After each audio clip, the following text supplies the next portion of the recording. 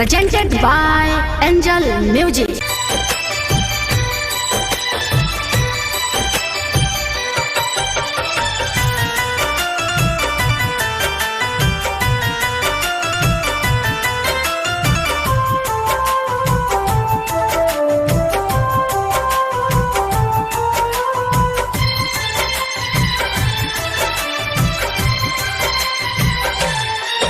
बोल काहे मिल खातिर आधी रात के बोलवलू।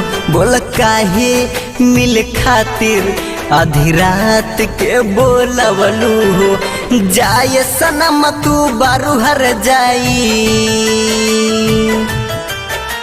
जाय सनम तू बारू हर जाई, हमरा के पिटवलू। बोल काहे मिल खातिर आधी रात के बोलवलू।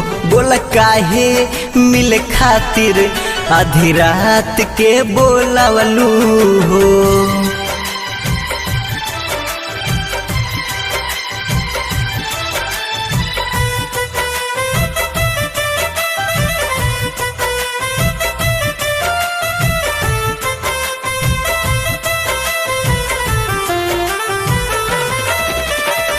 सोचलो न रहनी काबो ऐसन तू करबू हो।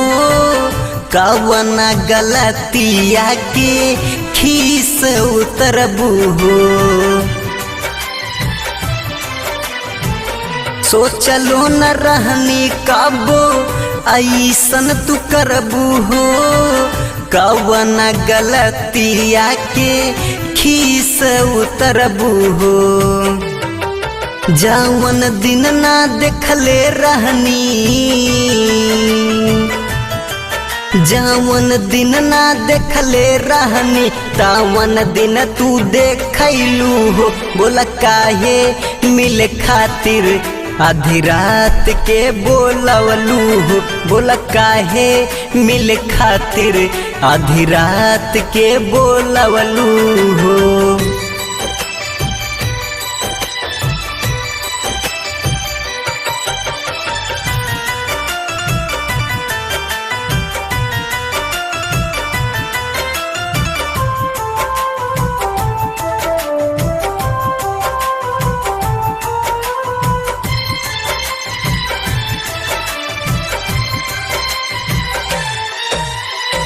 समझे न पैनी तोहर तिरिया चरितर, मिथलेश प्रेमी काहे दर्द होता भीतर। ए जान समझे न पवनी तोहर तिरिया चरितर, मिथलेश प्रेमी काहे दर्द होता भीतर। बिरजेश बिहारी न प्यार करी है, बिरजेश बिहारी न प्यार करी है, तू सनम हर जाई भैलू।